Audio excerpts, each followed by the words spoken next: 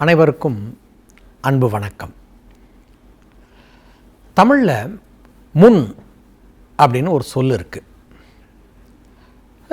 முன்னாடி இருப்பதை குறிப்பதற்கும் இந்த முன் என்கிற சொல் பயன்படுகிறது.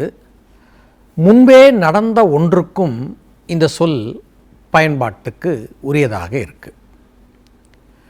இந்த முன்னாடி என்பதற்கு முன் இருப்பதற்கும் அல்லது முன்பு நடந்த ஒன்றை அந்த காலத்தை குறிப்பதற்கும் இந்த முன் என்கிற சொல் வழக்கிலே உண்டு. இந்த சொல் இன்றும் வழக்கில் இருக்கிறது. திருக்குறளிலும் முன் என்கிற சொல் பயன்படுத்தப்பட்டிருக்கிறது. அதில் முக்கியமாக 9 இடங்களில் இந்த முன் என்கிற சொல்ல வள்ளுவர் எப்படி கையாண்டிருக்கிறார், எந்தெந்த பொருளில் அவர் இந்த முன் என்கிற சொல்லை எப்படி பயன்படுத்தியிருக்கிறார், ஏன் அந்த இடத்தில் அந்த சொல்லை அவர் கொண்டு வருகிறார் என்பதையும் நாம் சிந்தித்து பார்க்கலாம். முன் என்பதற்கு முன்னாடி இருக்கிற போது என்கிற ஒரு பொருள் அப்படின்னு சொன்னாக்க அதுபோல் சில பொருட்கள். முன்காலத்தில் என்பதற்கும் இந்த இடத்தின் தேவை என்ன என்பதை கருதி அவர் ரொம்ப தெளிவாக பயன்படுத்தியிருக்கிறார். இப்போது சில பேர் அவர்களுடைய மரணம் இயல்பாக அப்படி ஒரு நொடிக்குள்ளே நடந்து விடுவது உண்டு. பேசிக்கிட்டே இருப்பாங்க, திடீர்னு அப்படியே சாஞ்சிடுறாங்க. படுத்துக்கிட்டு இருப்பாங்க மதியானம் அல்லது இரவு நேரம் வீட்டில் அப்படி சும்மா படுத்துட்டு இருப்பாங்க. விடிஞ்சு பார்க்குற போது கூட அவர்கள் உயிர் பிரிந்ததை பார்க்க முடியுது. மிகப்பெரிய அளவில் உடல் துன்பம் அடையாமல் நல்ல ஒரு மரணம் போல அமைந்துவிடும். சிலருக்கு அவ்வாறு இருப்பதில்லை. பல ஆண்டுகள் அவர் நோயிலே படுத்து கொண்டிருப்பார். பல்வேறு விதமான நோய்கள் அவரை தாக்கும். இந்த மரணத்தை தழுவுவதற்கு, இந்த மரணம் வந்து நெருங்கும்போது பல்வேறு உபாதைகள் அவர்களை வாட்டும். அதுபோன்ற உபாதைகள் எல்லா காலத்திலும் எல்லா நாட்டிலும் எப்போதுமே இருக்கக்கூடிய ஒன்றுதான். வள்ளுவரும் அத்தகையவர்களை பற்றியும் பார்த்திருக்கிறார். இன்றைக்கு இருக்கிற நவீன உலகத்தில் மருத்துவம் மேலோங்கி இருக்கிற இந்த காலகட்டத்தில் கூட சிலர் துன்புறுகிறார்கள். மரணத்தை துன்பத்தோடு தான் தழுவிக்கொள்கிறார்கள். அப்படி வள்ளுவர் ஒரு மரணத்தை பற்றி பேசுகிறார். சில பேர் அந்த மரண தருவாயில் இருக்கின்ற போது பேச்சு குழறிடும். என்ன பேசுகிறாங்கன்னு கூட அவங்க நினைப்பாங்க இதை தான் நம்ம பேசுகிறோம் என்று. ஆனால் அவர்களுடைய உடல் உறுப்பு குறிப்பாக நாக்கு அவர்களுடைய கட்டுப்பாட்டை இழந்து பேச்சு குழறி வரும். நாக்கு தன்னுடைய செயலை இழந்து போய் நிற்கிற ஒரு நிலை வரும். என்ன பேசுகிறாங்கன்னு கூட. பழைய காலத்தில் சொல்லுவாங்க, இந்த மரணத்தின் போது சில பேருக்கு அதீத ஒரு பயம் வரும் என்பதனால் கடவுள் பெயரையெல்லாம் சொல்லி கொண்டிருப்பார்கள். அது உயிரோடு நன்றாக இருக்கிற போது, அறிவு தெளிவாக இருக்கின்ற போதே அதற்கான அறச்செயல்களையும் தெய்வ நம்பிக்கையும் கொண்டிருந்திருக்கலாம் என்றெல்லாம் சொல்வார்கள். அந்த கடவுளுடைய பெயரை சொல்லி பிழைத்திருக்கலாமே, பிறகு சொல்ல முடியுமோ முடியாதோ என்ற நிலை உண்டானால் என்ன செய்வது? நினைவு இருக்கலாம், சொல்லலாம்னு. ஆனால் வாய் உறுப்பு, அந்த நாக்கு, பல் போன்றவை செயலிழந்து போனால் எப்படி அவர்கள் பேச முடியும்? திருவள்ளுவர் அப்படி ஒன்றை காட்டுகிறார். நா செற்று, நான் அப்படியே உள்ளே அப்படியே சிக்கிக்கிறது, அது அசையலை, செயல்படலை. அப்படி இருக்கிற போது நா செற்று அப்படிங்கிறார். நாவின் செயல்பாடு இல்லை. செருக்குதல் என்றால் நெருக்குதல். இந்த இடத்துல நம்ம நாச்செற்று என்று சொல்கிற போது நாவின் செயல்பாடு இல்லாமல் ஒரே இடத்துல ஒட்டி கொண்டது போல் அப்படியே நிற்குது, பேச்சு வரமாட்டேங்குது. அதற்கடுத்தது விக்குள். பேச்சு வழக்கில் விக்கல் சொல்கிறோம், அந்த விக்குள் அது வருகிறது. இதெல்லாம் மரணத்தோடைய அறிகுறி. நாக்கு குழறி அப்படியே பேச விடாமல் தடுக்குது. விக்குள் வேற அப்படியே வாங்கிறது, மூச்சு வாங்கிக்கிட்டு இருக்கு, உயிர் போகிற ஒரு தருணம். நாச்செற்று, விக்குள், மேல், வாராமுன் அது வருவதற்கு முன்னாடியே, இந்த காலத்தை சொல்கிற முன். மரணத்தின் போது இப்படியெல்லாம் அனுபவிக்க வேண்டி இருக்கலாம், யாருக்கு தெரியும். நாச்செற்று விக்குள் வாரா முன், அதுக்கு முன்னாடியே நாம் என்ன செய்யணும்? மேற்சென்று செய்யப்படும் எதை? நல்வினை. நல்ல வினைகளை முன்னாடியே செய்துவிட வேண்டும். பிறகு பார்க்கலாம், அப்புறம் இன்னும் இருக்கே, பல ஆண்டுகள் தான் இருக்கே, அதற்குள்ளே என்ன அப்படிலாம் நினைக்காம, நாக்கு பேசுவதற்கு கூட இயலாமல் அப்படியே அடைத்து கொண்டு விக்குள் பெருகி கொண்டிருக்கின்ற அந்த காலம் வருவதற்கு முன்னாலேயே நல்வினை, நல்ல வினைகளை மேற்சென்று அதை செய்யணும். இப்போவே நல்லது செய்ய ஆரம்பிச்சிடுங்க. ஏன்னா பிறகு பார்க்கலாம், அப்புறம் பார்த்துக்கலாம், அந்த நேரம் பார்த்துக்கலான்னு நினச்சி தள்ளி போட வேண்டாம். நம்முடைய மரணம் எப்போது வந்து சேரும், எப்போது அந்த மரணம் நம்மை அழைக்கும் என்பது தெரியாது. எந்த வழியில் வந்து அழைக்கப் போகிறது என்பதும் தெரியாது.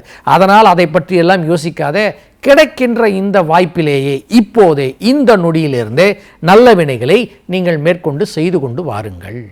பின்னாடி பார்க்கலாம்னு போகாதீங்க. அப்போது இது போன்ற ஒரு நிலை உண்டானால் உங்களால் செய்ய இயலாது. வள்ளுவருக்கு அடுத்த பிறவி என்பதன் மேல் நம்பிக்கை உண்டு. மீண்டும் பிறக்க வேண்டி இருக்கும் என்பதற்கான சான்றுகளை பல இடங்களில் அவர் வைத்து செல்கிறார். இம்மை பிறப்பில் பிரியலம் என்றேனா என்று சொல்வார். இந்த பிறப்பில் நான் உன்னை விட்டு பிரிய மாட்டேன்னு மனைவி கிட்ட ஒரு கணவன் சொல்வது போல, இந்த பிறப்பில் பிரிய மாட்டேன்னு சொன்னாக்க அடுத்த பிறவி ஒன்று இருந்தால்தானே இந்த பிறவி என்று சொல்ல முடியும். அதனால் வள்ளுவருக்கு நம்பிக்கை உண்டு. இதுபோல் பல இடங்களில் சொல்வார். எழுபிறப்பும் தீயவை தீண்டா என்றெல்லாம் அவர் சொல்வார். அவரை பொறுத்த வரைக்கும் மறுபிறப்பு உண்டு. அதனால தான் சொல்கிறாரு, பின்னாடி பார்த்துக்கலாம், அடுத்த நிலையில் பார்த்துக்கலாம் அப்படிலாம் நினைக்காதீங்க. இப்போதே இந்த நல்ல செயல்களை இப்போதே செய்ய தொடங்கி விடுங்கள். அது அடுத்த பிறவி வருகிற போது நல்ல நிலையில் கொண்டு போய் விடலாம். இது நிலையாமை, எதுவுமே உலகத்தில் நிலை இல்லை என்று சொல்வதற்காக அந்த இடத்துல இந்த குறளை அவர் வைக்கிறார். இந்த இடத்துல அது முன். இன்னொரு இடத்துல ஒரு முன்னை அவர் சொல்கிறார். இது மனைவி கணவன் இருவர்களுடைய உறவு நிலையை பற்றி. நல்ல மனைவி அமைந்து விட்டால் ஒருவனுக்கு பெறக்கூடிய பேறு வேறு என்னவாக இருக்கும்? கோடிக்கணக்கில் செல்வம் இருக்கட்டுமே, பல கோடி கூட இருக்கட்டும், ஒரு பெரிய நாட்டையே வாங்குகிற அளவுக்கு கூட செல்வம் வைத்து இருக்கலாம், இருந்துட்டோம். நாட்டை ஆள்பவனாக கூட இருந்து விடலாம், பேரரசனாக சிறக்கலாம், இருக்கட்டும். நல்ல மனைவி அமையவில்லை என்று சொன்னால் அந்த வாழ்க்கை அவனுக்கு அது பெரிய அளவில் மகிழ்ச்சியை தராத நிலையில் போய் நிற்கிற போது அவன் எப்படி சபையில் மக்கள் முன்னாடி போய் உயர்ந்து தலை நிமிர்ந்து நடந்து போக முடியும்? இது வள்ளுவருடைய சிந்தனை. அவர் சொல்கிறாரு,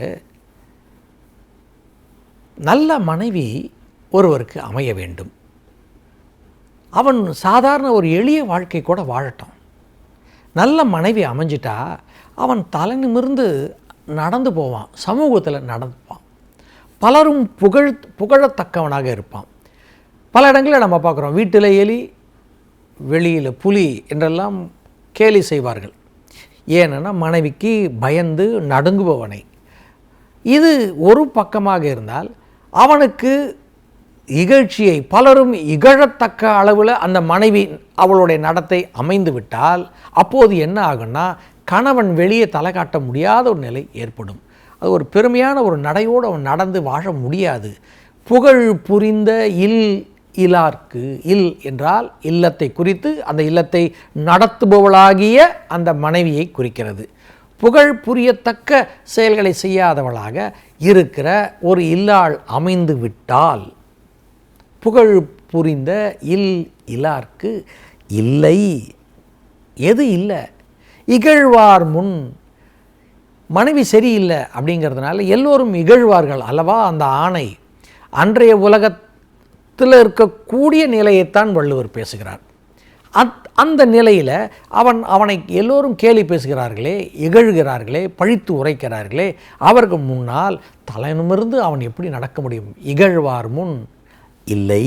எது இல்லை? ஏறுபோல் பீடு நடை. ஏறு என்பதற்கு சிங்கம்னு ஒரு பொருள் இருக்குது, காளைன்னு ஒரு பொருள் இருக்குது. அது அவரவர்கள் விருப்பத்துக்கு எடுத்துக்கலாம். சிங்கம் போன்ற சிங்கம் அப்படி கர்ஜின் அப்படி நடந்து போகிற போது ஒரு பார்வை ரொம்ப அழகாக இருக்கும். அது ஒரு பெருமித நடையாக இருக்கும். காளையும் அப்படித்தான். அது ஒரு பெருமித நடையோடு நடந்து போகும். அந்த நடை அவனிடம் இல்லாமல் போகும். ஏறுபோல் பெருமையுடைய அந்த நடை எங்க இவனை இகழ்கிறார்களே அவர்கள் முன்னால் நடந்து போக முடியாது. தலை குனிந்து தலையை அப்படியே கவிழ்த்து அவன் பாட்டு நடந்து போகிற மாதிரி ஆகிடும். அதனால் நல்ல மனைவி அமைய வேண்டும். அந்த நல்ல மனைவியாக அவள் எப்படி நடந்து கொள்ள வேண்டும் என்பதற்காகத்தான் அந்த அதிகாரத்திலேயே அவர் தனியாக மனைவிக்காக வாழ்க்கை துணை நலம் என்ற ஒரு அதிகாரத்தில் எப்படி நடந்து கொள்ள வேண்டும் என்று வள்ளுவர் சொல்லியிருக்கிறார். இப்படிப்பட்ட ஒரு மனைவி கிடைக்கலன்னாக்க இவன் இப்படித்தான் போக வேண்டியிருக்கும் என்று அந்த இடத்திலே முன் என்ற ஒரு சொல்லை அவர் கையாள்கிறார். இன்னொரு இடத்துல அவன் சொல்கிறார், மனிதனுடைய குணம் எப்படிப்பட்டதாக இருக்கிறது. நல்ல மனிதர்கள் பெரும்பாலும் எல்லோருமே நல்லவர்கள் தான். சின்ன சின்ன ஒரு குறைபாடு நம்மிடம் இருக்கத்தானே செய்யும். அதை நாம் திருத்தி கொள்ள வேண்டும், மேம்படுத்தி கொள்ள வேண்டும், நல்லவனாக வாழ வேண்டும், நல்ல குணங்களை வளர்த்து கொள்ள வேண்டும். சிலருக்கு எப்படி இருக்கும் அப்படின்னா, பிறர் துன்புறுவதை கண்டுகூட மகிழ்வார்கள். ஆங்கிலத்தில் சாடிஸ்ட்னு சொல்லுவாங்க. பிறருடைய துன்பம் இவர்களுக்கு மகிழ்ச்சியாக தரும். ஏதோ ஒரு வகையில் துன்பப்படுறாங்க, அதை பார்த்தோன்னா சிரிப்பு, ஒரு மகிழ்ச்சி. இன்னொருத்தருக்கு இன்னும் சிலர் இருக்காங்க, இன்னொருத்தரை துன்புறுத்தி தாங்கள் மகிழ்ந்து கொள்வார்கள். பிறர் துன்புறுவது வேறு யாரோ செய்ததுக்கு கூட இவர்கள் மகிழ்வார்கள். இவர்களே பிறரை துன்புறுத்தல் செய்து அதை பார்த்து அவர்கள் துன்புறுவதையே கண்டு உள்ளுக்குள்ள ஒரு மகிழ்ச்சியோடு இருப்பார்கள். இதுவும் ஒரு வகையான தீய குணம்தான். இன்னும் சிலர் இருக்காங்க, தங்களை உயர்ந்தவர்களாகவே கவனித்து அவர் மனசுக்குள்ள ஒரு பெருசாக பிம்பத்தை வைத்துக் கொள்வார்கள். தம்மை விட இளையவராக அல்லது வலு குன்றியவர்களாக ஏதோ ஒரு வகையில் சற்று தாழ்ந்தவர்களாக இருக்கிற நிலை இருந்தால் இன்னும் அவர்களை அழுத்தி கொண்டும் தாழ்த்தி கொண்டும் அவர்களை வஞ்சித்து கொண்டும் அவர்களை ஏதோ ஒரு வகையிலே அவர்களை அடக்கி கொண்டு தங்களுடைய ஆளுமையை வெளிப்படுத்த விரும்புவார்கள். சிலர், எல்லோரும் இல்லை, சிலர் இருக்கிறார்கள். அப்படிப்பட்டவர்களை நீங்களும் பார்த்திருக்கலாம், அனுபவித்திருக்கலாம். இப்போ உடல் வலிமை உடையவன் ஒருவன் இருக்கிறான். அவன் முன்னால் அந்த அளவுக்கு வலிமை இல்லாதவன் போய் நிற்கிறான். இரண்டு வகையான வலிமை இருக்குது. ஒன்று அதிகாரத்தால் பெறுகிற வலிமை ஒன்று இருக்கிறது. இன்னொரு வகை உடலால் வலிமை மிகுந்தவர்களும் இருப்பார்கள். செல்வம் மிகுதியினாலே தங்களுடைய வலிமையை வெளிப்படுத்த விரும்புவார்கள். அதிகார மமதையினாலே வலிமையை வெளிப்படுத்த விரும்புவார்கள். இன்னொரு வகையினர் தான் உடலால். இது எப்படி இருந்தாலும் சரி, இப்போது ஒரு உடல் வலிமையே அற்றவர் அல்லது அதிகார வலிமை அற்றவர் ஒருவர் வருகிறார் என்று சொன்னால் அவரை இன்னும் எவ்வளவு தூரம் தாழ்த்தி விடலாம் என்று நினைக்கின்ற மனப்பான்மை உண்டல்லவா? அவர்களுக்காக சொன்னது. வலியார் முன் தன்னை நினைக்க தான் தன்னின் மெலியார் மேல் செல்லும் இடத்து என்று ஒரு குறள் எழுதுகிறார். 250வது குறள். இந்த குறளுக்கு அடுத்த அதிகாரம் புலால் மறுத்தல் 26வது அதிகாரம் தொடங்கும். அதற்கு முன்னாடி, அந்த அதிகாரம் தொடங்குவதற்கு முன்னாடி இருக்கக்கூடிய இந்த குறள் அருளுடைமை 25வது, அதில் கடைசி குறள் இது.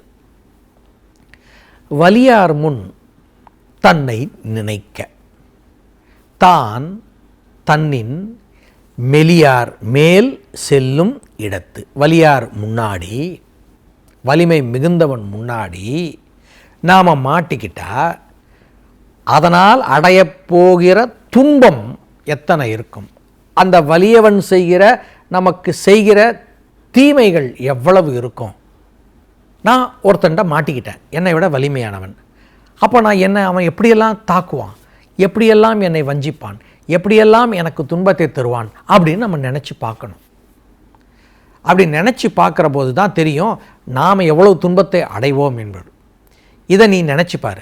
எப்போ உன் முன்னால் உன்னை விட வலிமை குறைந்தவன் வருகிறான் என்று சொன்னால் நீ அப்போ உன்னை அந்த இடத்தில் நிற்க வைத்து எண்ணிப்பார். அப்போ நீ அவனுக்கு துன்பம் செய்ய மாட்ட. வலியவன் முன்னாடி நம்ம மாட்டிக்கிட்டா நாம் துன்பம் அடையக்கூடாதுன்னு நினைப்போம்ல, அதே போலத்தான் உன் முன்னால் வந்திருக்கிற வலிமை குன்றியவன் இருக்கிறானே, அவனை நீ அப்படித்தான் பார்க்கணும். அவனுக்கு எந்த தீமையும் செய்து விடாதே. அருள் மழை பொழி, அவனிடம் அன்பு காட்டு என்கிறார் வள்ளுவர்.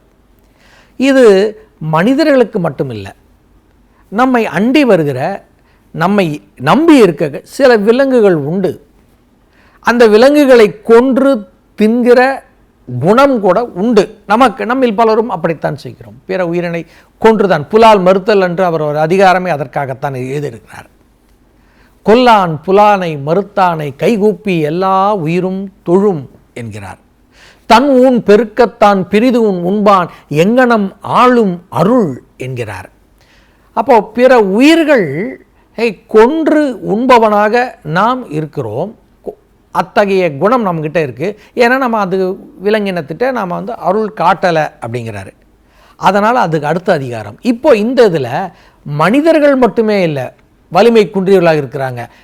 வலிமை குன்றிய உயிரினம் கூட நம்மை சார்ந்து தானே இருக்குது. அதற்கு கூட நாம் துன்பம் தரக்கூடாது என்பதற்காகத்தான் இந்த குறட்பா அருளுடைமையில் கடைசி குறளாகவும் அதற்கடுத்தது புலால் மறுத்தல் என்கிற அதிகாரமாகவும் தொடர்ந்து வருவதாக உரையாசிரியர்கள் சொல்வார்கள். ஆக மனிதர்கள் மட்டும் இல்லை, உயிரினம் எத்தனையோ உயிரினங்கள், அதன் மேல் கூட கருணை காட்டுங்கள் என்பது இந்த குறளுடைய கருத்து. குறளை மீண்டும் ஒரு முறை எண்ணி பார்ப்போம். வலியார் முன் தன்னை நினைக்க தான் தன்னின் மெலியார் மேல் செல்லும் இடத்து. இந்த இடத்துல ஒரு முன் சொன்னார், வலியவரை பற்றி சொன்னார். இன்னொரு இடத்துல சொல்கிறாரு, செல்வந்தர்கள் இருப்பார்கள் அல்லவா, அவர்களை பற்றி. இந்த செல்வந்தருக்கு உடைமை என்பது செல்வத்தையும் குறிக்கக்கூடிய சொல். அதனால் அது உடையார் என்கிற ஒரு சொல்லால் சொல்வார். உடையார் முன் இல்லான் போல் ஏக்கற்றும் கற்றார் கடையரே கல்லாதவர். ரெண்டு விஷயத்தை சொல்கிறார். ஒன்றுமே இல்லாதவனா ஒருத்தர் இருப்பான், வறுமையில் இருக்கிறான். அவன் போய் ஒரு உதவியை கேட்குறான், தனக்கு தேவை என்று. அப்படி போய் அவன் கேட்குற போது யார், செல்வந்தரை போய் பார்க்குறான். அந்த செல்வந்தர் முன்னாடி எப்படி ஒரு பவ்யமாக இருந்து, அதிகார துணியில் கேட்க முடியாது. பா பணம் இருந்தால் கொடு அப்படின்னு போய் கேட்க முடியாது. அதிகாரத்தை காட்ட முடியாது. கொடுக்குறியா இல்லையான்னு மிரட்டக்கூட முடியாது. அப்படி மிரட்டினால் நாம் கள்வராக ஈடுவோம். அப்போது கொஞ்சம் பணிந்து கொஞ்சம் தாழ்ந்து நம்மை கொஞ்சம் கீழ் நிலையில் வச்சுக்கிட்டு தான் அவர்கிட்ட போய் உதவியை பெறுவோம். அதனால தான் உடையார் முன் இல்லார் போல், ஒன்றுமே இல்லாதவன் இருக்கிறவன்கிட்ட போய் எப்படி ஒரு நடத்தை, ஒரு தங்களை தாழ்த்தி கொண்டு அந்த உதவியை பெறுவதற்காக இருப்பாங்க. அப்படித்தான் படித்தவன் ஒருத்தர் இருக்கிறான் அப்படின்னா அவங்கிட்ட போய் நின்றுட்டு போய் படிக்கணும். நான் யார் தெரியுமா, நான் அரசகுமாரன், நீ என்னிடம் வேலை பார்க்கிற ஒரு ஆசிரியர் அப்படின்னு சொல்லிட்டு அந்த அதிகார துணியை போய் அங்கே போய் காட்ட முடியுமா? இல்லை. எப்படி அந்த உடையார் உயர்ந்து நிற்கிறாரோ அப்படித்தான் அந்த ஆசிரியரும் உயர்ந்து நிற்கிறார். அவர்கிட்ட போயிட்டு எப்படி போய் நிற்கணும் அப்படின்னா, எப்படி இல்லாதவன்கிட்ட போய் தாழ்ந்து இருந்து போய் கேட்டு உதவியை பெறுவானோ அதே போல் ஆசிரியர் முன்னாடி போய் நின்று அடக்க ஒடுக்கமாக இருந்து கற்றுக்கொள்ள வேண்டும். கல்வியை அப்படியெல்லாம் கற்க வேண்டும். எப்படியெல்லாம்? பிச்சை புகினும் கற்கை நன்றி. எப்படியாவது படிச்சிரு, பிச்சை எடுத்தாவது நீ போய் கெடுத்தணும். அந்த அளவுக்கு, ஏன்னா கல்வியின் தேவை அப்படிப்பட்டது. பிச்சை எடுப்பது ஒரு அவமானமான செயலாக தெரியும். அதை செய்து பொருள் ஈட்டியாவது எப்படியாவது கொடுத்து எப்படியாவது கற்றுவிடு என்பது தான் அந்த பாடலுடைய நோக்கம். அதே போலத்தான் ஆசிரியரிடம் பணிந்து இருந்தத்தான் அந்த கல்வியை கற்க வேண்டும் என்கிறார் அவர். இல்லாதவன் எப்படி இருக்கிறவன்ட்டு போய் நிற்பானோ அதே போல் உனக்கு இப்போ கல்விங்கிற அறிவு இல்லை, அதனால் அது இருக்கின்ற அந்த கல்வியாளரிடம் போய் ஆசிரியரிடம் போயிட்டு அடக்கமாக இருந்து கற்றுக்கொள். அப்படி கற்காமல் போனால் தனக்கு பெரிய அதிகாரம் இருக்கிறது என்றோ தாம் எதற்காக போய் தாழ்ந்து போய் நிற்க வேண்டும் என்கிற அந்த செருக்கிலே இருந்தால், கல்வி கற்காமல் போனால் அவரே சமூகத்தில் தாழ்ந்த நிலையில் இருப்பவராக கொள்ளப்படுவார். ஏனென்றால் கல்வி இல்லையேல் ரொம்ப ரொம்ப ரொம்ப தாழ்ந்த நிலைக்கு போக வேண்டியிருக்கும். கல்விதான் நமக்கு ஒரு மிகப்பெரிய சொத்து, அதைவிட மிகப்பெரிய செல்வம் இல்லை. அதனால தான் கடையராகவே கருதப்படுவார், சமூகத்தால் ரொம்ப தாழ்ந்தவராக மதிக்கப்படுவார். அப்போ நம்ம மதிப்பு எதனால் உருவாகும் என்று சொன்னால் கல்வி. அதனால் எப்படியாவது கற்றுவிடு என்பதற்காக உடையார் முன் இல்லார் போல் கற்றும் கற்றார் கடையரே கல்லாதவர் என்கிறார். சரி, படித்தாச்சு, ஒழுங்காகவும் படிச்சிருக்கலாம், ஏதோ கொஞ்சம் கொஞ்சம் அப்படி தான் படிச்சிருக்கிறோம் அப்படின்னு வச்சுக்கோங்க.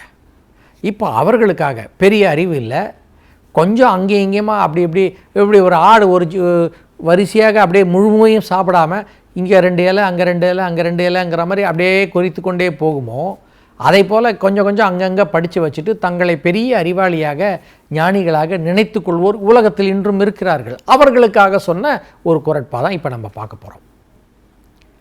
இப்போது கற்றோர் கூடிய சபை இருக்கிறது. அந்த சபையில் அறிவில் முதிர்ச்சியானவர்கள், அறிவில் பேரறிவு உடையவர்களாக நிரம்ப கற்றவர்கள் இருக்கிறார்கள். அந்த அவையில் அங்கே போய் நின்று பேசணும்னு சொன்னால் அதற்கென்று ஒரு தகுதி இருக்கணும். என்ன தகுதி இருக்கணும்னா, அறிவாளிகளாக இருந்தால்தான் நாங்கள் போய் பேச முடியும். அப்படிப்பட்ட அந்த அறிஞர்கள் கூடிய அந்த சபைக்கு ஒருத்தன் ரொம்ப படிக்காதவன் ஒருத்தன் போகிறான். அவனுக்கு ஒரு ஆசை வந்துடுச்சு, நாமளும் ஏன் பேசக்கூடாது, நமக்கு தான் இதுக்கெல்லாம் தெரியும் அதெல்லாம் தங்களுடைய கற்பனையில் அப்படி நினைத்து கொண்டு இதையெல்லாம் செய்யலாமே அப்படின்னு ஒரு நினைப்பு இருக்குன்னு வச்சுக்கோங்க.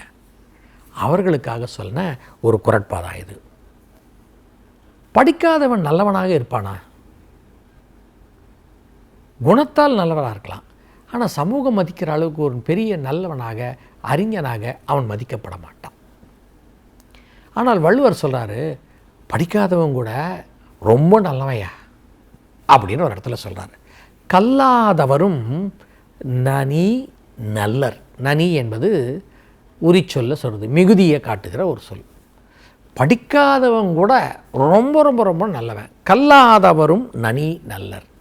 எப்போ அவங்க ரொம்ப நல்லவங்களாக இருப்பாங்க? கற்றார் முன், படித்தவங்க முன்னாடி போய் நின்று சொல்லாதிருக்க பெறின், எதுவும் பேசாமல் இருந்தாலே போதும், படிக்காதவங்க கூட ரொம்ப நல்லவனாக இருப்பான். அப்போது என்ன அர்த்தம்னா, படித்தவன் முன்னாடி போய் வாயை திறக்காத, நீ எதுவுமே படிக்கலைன்னா போய் வாயை திறக்காத அப்படின்னு சொல்வதற்காக அந்த முன் அப்படின்னு ஒரு அதிகாரத்தை அவர் போடுறார். இன்னொரு இடத்துல ஒன்று சொல்கிறார், இப்போ முட்டாள்கள் நிறைந்து இருக்கிறார்கள், அங்கே நாம் எப்படி நடந்திருக்கணும்? இது கற்றோர் சபைக்குள்ளே இப்படி முட்டாள்கள் நிறைந்திருக்கிற ஒரு கூட்டம் இருக்குது. தமிழில் ஒரு சொல் ஒன்று இருக்குது, இந்த வெண்மைன்னு ஒரு சொல் இருக்குது. அது வெள்ளை நிறத்தை குறிக்கும்.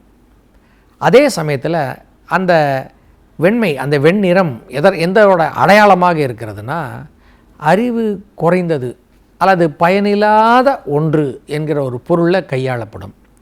மணிமேகலையில் ஒரு இடத்துல வரும், வெள்ளை மகன் அப்படின்னு வரும், பயனில்லாத சொற்களை சொல்பவன் அப்படின்னு அர்த்தம். இன்னொரு இடத்துல வெள்ளை கோட்டி, கோட்டினா கோஷ்டி, கூட்டம், குழுன்னு அர்த்தம். இந்த வெள்ளை கோட்டின்னு ஒரு சொல் ஒன்று இருக்குது. இந்த வெள்ளை கோட்டிக்கு என்ன பொருள் அப்படின்னா, பயனில்லாமல் வெட்டி பேச்சு பேசிட்டு ஒரு கூட்டம் தெரியும்ல, அதுக்கு பேர் தான் வெள்ளை கோட்டி. அங்கங்கே தெருமுனையிலையோ கடைகளையோ ஏதோ ஒன்று தங்களையே பெரிய ஞானிகளாக நினைத்து கொண்டு உலக அரசியல் தொடங்கி இங்கே உள்ளூர் வரைக்கும் எத்தனை உண்டோ, திருவள்ளுவரை தொடுவார்கள், கம்மனை பேசுவார்கள், எதையோ ஆரையும் குறையுமா 2 வார்த்தைகளை வைத்துக்கொண்டு எதுக்குமே பயனில்லாமல் எதை பற்றி வேண்டுமானாலும் ஊர்வம்ப தொடங்கி எது வேண்டுமானாலும் எப்படியாவது பயனே இல்லாமல், அவர்களுடைய வாழ்க்கைக்கும் அது பயன் இருக்காது, சமூகத்துக்கும் பயன் இருக்காது, நாட்டின் வளத்திற்கும் அது பயன் இருக்காது. அப்படிப்பட்ட பயனற்ற வீணான சொற்களை எல்லாம் பேசிக்கொண்டு திரிகிற ஒரு சின்ன ஒரு கூட்டம் இருக்கும் இல்லையா, அந்த கூட்டத்துக்கு தான் பழைய தமிழில் வெள்ளை கோட்டி அப்படின்னு சொல்லுவாங்க. அதே போல் பயனில்லாமல் எதையாவது பேசுகிறான்னா அதுக்கு பேர் வெளிற்று உரை. இந்த வெண்மை என்கிற சொல்லை இப்படித்தான் பழந்தமிழர்கள் பயன்படுத்தியிருக்கிறார்கள். இது நிறத்தேலை, இந்த நிறத்தை எப்படியெல்லாம் கையாள முடியும் என்பதற்கு இதெல்லாம். இப்போது அதுபோல் ஒரு இடத்தை நம்ம பார்க்க போகிறோம். இந்த குறட்பால் என்ன சொல்கிறாரு, ஒளியார் ஒளி என்றால் புகழ் என்று ஒரு பொருள். ஒளியார் முன் மிகப்பெரிய அளவில் புகழ் இருக்கிறது. ஒளியார் முன் ஒள்ளியர் ஆதல். பெருசாக படித்தவங்க, அறிவாளிகள், ஞானிகள், அவங்க முன்னா அப்படி இருக்கணும். நாம் ஞானிகளாகவே இருக்கணும். அப்போ தான் அங்கே போய் நிற்பதற்கு நமக்கு தகுதி இருக்குது. சரி, அப்படி இல்லாமல் ஒரு முட்டாள் முன்னாடி சந்திக்கிற மாதிரி அந்த ஒரு கூட்டத்தோடு போகிறோன்னா அப்போ என்னென்னா, அவனை விட முட்டாளாக நாம் இருக்கிறோங்கிற மாதிரி காட்டணும். அதற்கு அவர் சொல்வார், வான் சுதை வண்ணம் குழல் என்பார். சுதைனா இந்த சுண்ணாம்புன்றது குறிக்கும். நல்ல வெள்ளை சுண்ணாம்பு மாதிரி அப்படியே இருந்துரு. வெள்ளை சுண்ணாம்புங்கிறது எதுன்னு கேட்டாக்க, அந்த வெள்ளை என்பதற்கு அறிவில்லாத, பயனில்லாத அப்படிங்கிற ஒரு பொருளில் பயன்படுத்துகிறார். முட்டாள்கிட்ட அடிமுட்டாள் மாதிரி நடந்துக்க. படித்தவங்க இருக்கிறாங்களா, அவங்க முன்னாடி படித்தவர்களாக போய் நீ நெல்லு. இப்படித்தான் இருக்க வேண்டும் என்கிறார். அந்த இடத்துலையும் அவர் சொல்கிறார், ஒளியார் முன் அப்படின்னு சொல்கிறார். புகழ் பெற்றவர்கள் முன் அப்படிங்கிற ஒரு பொருளில் அந்த முன் என்கிற ஒரு சொல்லுகிறார். இன்னொரு இடத்துல அவர் சொல்கிறாரு, கல்வி கற்றவர்கள் இருக்கிறார்கள், பெரிய அளவில் இருக்கிறார். அந்த கல்வி கற்றவர் அங்கே இருக்கிறாங்கன்னா அதை விட நீ அதிகமாக கற்றவனாக நீ விளங்க வேண்டும். அப்படிப்பட்டவர்களைத்தான் கற்றாருள் கற்றார் என்கிறார். படித்தவங்க இருக்கிறாங்க நிறைய பேர், ஏதோ ஒரு 1000 பேர் இங்கே கூடியிருக்கிறார்கள், படித்தவர்கள், சான்றோர்கள் இருக்கிறாங்கன்னா அவர்களை விட அதிகமாக கற்றவராக இருக்கணும். கற்றாருள் அதிகமாக கற்றவர், கற்றாருள் கற்றார் எனப்படுவர். இவர் தான் படித்தவங்களே அதிகமாக படித்தவர் அப்படிங்கிற மாதிரி இருக்கணும். கற்றாருள் கற்றார் எனப்படுவர். எப்போ? கற்றார் முன் கற்ற செல சொல்வார். சொல்கிற வார்த்தையை கற்றவர்கள் அத்தனை பேரும் ஏற்றுக்கொள்ளும்படியாக சொல்லுதல், அப்படி இருக்கணும்.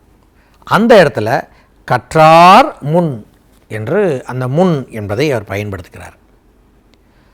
வேறொரு இடத்துல சொல்லுவான், இது ஒரு போர்க்கள காட்சி அப்படின்னு மனசில் வச்சுக்கோங்க. ஒரு போர்க்களம். இந்த போர் என்பதே உளவியல் சார்ந்தது தான். வீரம் இருக்கிறது என்பதற்காக போய் தாக்கி எதிரிகளை அவர்களை கொன்றோ வென்றோ எப்படியோ பெரிய அளவில் வந்துடலான்னு நினைப்பது என்பது அரிய செயலாக இருக்கும். போர் பெரும் உளவியல். வள்ளுவர் அந்த போர் உளவியல்லையும் சிறந்து விளங்கி இருக்கிறார். பல இடங்களில் அவர் சுட்டி காட்டுவார். இந்த போரில் எதிரிகளை அவர்களுடைய உள்ளத்தை கலக்கும்படியாக நாம் தொடக்கத்திலேயே செய்துவிட்டால் எதிரியின் பலம் பாதி குறைந்துவிடும். நம்மை விட ஆற்றல் மிக்கவராக கூட இருக்கலாம், ஆனால் அவர்கள் உள்ளம் உடையும்படியாக சில செயல்களை, சில சொற்களை சொல்லும்போதே அப்படியே அவர்கள் ஆடிவிடுவார்கள், உடைந்து போவார்கள். பாதி தோல்வி அங்கேயே தொடங்கிடும். 2 ஆளுக்குரிய ஒரு பலம் அரை ஆளுக்குரிய பலமாக மாறினால் எப்படி இருக்கும்? இன்னும் இவரை விட அறபலம் உடையவர் கூட அடித்து வெற்றி விடுவார்கள். அதுபோல் ஒரு உள்ளத்தில் ஒரு பெரிய தாக்கத்தை உண்டு பண்ணணும். இப்படிப்பட்ட ஒரு போர்க்கள காட்சி ஒன்றை தான் வள்ளுவர் ஓரிடத்தில் காட்டுகிறார். இப்போது அவன் வரான், ஒரு போர் வீரன் வரான். அவன் எதிரிகளை பார்த்து சில வார்த்தைகளை சொல்கிறான். இது இதுவும் ஒரு போரில் ஒரு கலை தான். விளையாட்டுகளை நம்ம கூட பார்க்குறோம். ஒருவர் நன்றாக விளையாடி கொண்டிருக்கிறார் என்று சொன்னால் அவருடைய உள்ளத்தை, அந்த பலத்தை அல்லது அவர்களுடைய கவனத்தை உடைப்பது போல சில சொற்களை இங்கே சொல்லிவிட்டு போவார்கள். அந்த சிந்தனையில் அவர் இருக்கிற போது அவருடைய ஆட்டம் அங்கே திடீரென்று குறைந்து விடுவதை பார்க்கலாம். இதுவும் ஒரு போர்க்களத்தில் இருக்கக்கூடிய ஒன்று தான். அது விளையாட்டுங்கிற அந்த போர்க்குள்ளே. இப்போது நிஜமாகவே ஒரு போர்க்களத்தில் ஒரு வீரன் போய் சொல்கிறான் தன்னுடைய அரசனை பற்றி, தன்னுடைய தலைவனுடைய வீரத்தை பற்றி. அங்கே அவர் சொல்கிறாரு, ஒரு போர் வீரன் சொன்னான், என் ஐ முன் நில்லன் மிர், என்னுடைய தலைவன் முன்னாடி வந்து தயவு செய்து யாரும் இங்கே நிற்காதீங்கப்பா. ஏன் நிற்காதீங்கன்னு சொல்கிறாரு. யார் வராதீங்க, என் தலைவன் வந்துட்டுருக்கான், என் தலைவன் முன்னாடி போய் உங்களுடைய வீரத்தை காட்ட வேண்டும் என்று வந்து நிற்காதீர்கள், என் முன் தயவுசெய்து யாரும் நிற்காதீங்க. ஏன்னு கேட்டால், போன போர் நடந்தது இதற்கு முன்னாடி, உங்களோட இப்போ போரிடுவதற்கு முன்னாடி. தெவ்வுனா பகைன்னு அர்த்தம். என்கிற எழுத்தில் முடிகிற தமிழில் இருக்கக்கூடிய சொல் இந்த தெவ் என்கிற ஒன்று மட்டும்தான். இந்த தெவ்வுங்கிற வார்த்தையை தவிர தமிழில் வேறு எந்த சொல்லுமே இவ்வில் முடியலை. திருவள்ளுவர் அந்த சொல்ல கூட கையாண்டிருக்கிறார். தெவ்விர் பகைவர்கள். முன்னாடி நடந்த போர் இருக்கு இல்லையா, அதில் அந்த பகைவர்கள் பலர், ஒரு ஆள் ரெண்டு ஆள் இல்லை, பலர் என்ன ஆயிட்டாங்க, இப்போ முன் நின்று கல் நின்றவர் செத்து போயிட்டாங்கயா. இதுக்கு முன்னாடி நடந்த போரில் வந்த வீரர்கள் அத்தனை பேரும், எத்தனையோ பேர் அந்த போர்க்களத்தில் என் தலைவன் முன்னாடி அவங்களுடைய வீரத்தை காட்டுவதற்காக வந்தால் இப்போ எல்லாம் இறந்து போயிட்டாங்க, செத்து போயிட்டாங்க அவங்கெல்லாம். அந்த காலத்தில் என்ன வழக்கம் அப்படின்னா, போரில் யாராவது இறந்துட்டாக அவர்கள் வீர மரணம் அடைந்ததாக மக்கள் நினைத்தார்கள். இன்ன வரைக்கும் தான் போரில் யார் இறந்தாலும் அது வீர மரணமாகத்தான் சொல்வார்கள். மற்றதெல்லாம் நோயில் மரணத்தை தழுவுவதோ அல்லது வேறு வகையில் இறப்பதோ அது ஒரு பெரிய போற்றத்தக்க ஒன்றாக இருக்காது. அது இந்த மரணத்துக்கு ஒரு மரியாதை எப்போ கிடைக்குது அப்படின்னா, மரணத்தை யாரும் விரும்புவதில்லை, ஆனால் மரணத்துக்கே ஒரு மரியாதை எப்போன்னா, போர்க்களத்தில் வீரத்தை விளைவித்து அங்கே உயிரை மாய்த்து கொள்கிறார்களே, அந்த மரணத்தை மட்டும்தான் வீர மரணம். இன்று வரை உலகம் அப்படித்தான் போற்றும்.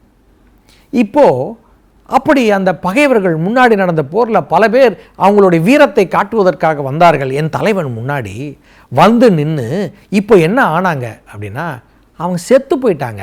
அவங்க இறந்த பிறகு அவர்களுடைய வீரத்தை வெளிப்படுத்தும்படியாக இதோ பாருங்கள், கல்லாக வீர கல் நட்டு வைத்திருக்கிறார்கள். தோ நீங்கள் பார்க்கக்கூடிய இந்த நடுகள் அத்தனையும் என் தலைவன் முன்னாடி வந்து நின்று போரிட்டு மாண்டவர்கள் என்று ஒரு போர் வீரன் தன் தலைவனுடைய பெருமையை போர் தொடங்குவதற்கு முன்னால் பேசுகிறான். என் தலைவன் முன்னாடி வராதீங்க, முன்னாடி பல பேர் வந்திருக்கிறாங்க, செத்து போயிருக்காங்க, அவங்களுக்கு நடுகள்லாம் வச்சுருக்கிறாங்க பாருங்கள், இதெல்லாம் நினச்சிக்கிட்டு யோசிச்சுட்டு நீங்கள் வாங்க அப்படின்னு ஒரு வீரன் சொல்வது போல் இந்த ஒரு பாட்டு. என் முன், அந்த இடத்துல முன்னாடி கண் முன்னாடி வந்து நிற்காதீங்க என்பதற்காக இங்கே சொல்கிறாரு. பாருங்கள், போர் தொடங்க போகுது. போர் தொடங்கும் போதே சொல்கிறான், என் தலைவர் முன்னாடி வந்து நிற்காதீங்க, எத்தனை பேர் செத்து போட்டாங்க, நீங்களும் போயிடுவீங்க, ஜாக்கிரதை. உங்களுக்கு உயிர் மேலே அச்சம் இருந்தால் இப்போ போருக்கு வராது, அப்படியே கிளம்பிடு. இப்போ அவர்களெல்லாம் புறமுதுகிட்டு ஓடுவார்கள் என்பதற்காக. போர் உளவியல்ல இதுவும் ஒரு தந்திரம். இப்படியாக முன் என்கிற ஒரு சொல்லை திருவள்ளுவர் ஏற்ற இடங்களில் காலத்தை சொல்வதற்காக முன் என்றும், கண்முன்னால் நிற்கின்ற ஒரு பொருளிலும் இந்த முன் என்னும் சொல்லை மிகச்சிறப்பாக கையாண்டிருக்கிறார். அந்த முன் என்கிற சொல்லை கையாண்ட குறட்பாக்களை நீங்கள் முழுமையாக மனத்துள் பதிந்து வைத்து கொள்ளுங்கள். சிறந்த சொற்களை சிறந்த இடத்திலே கையாளுகின்ற திறமை வள்ளுவருக்கு உண்டு. வள்ளுவருடைய அந்த சிந்தனைகளை நாம் எப்போதும் சிந்தித்து பார்ப்போம்.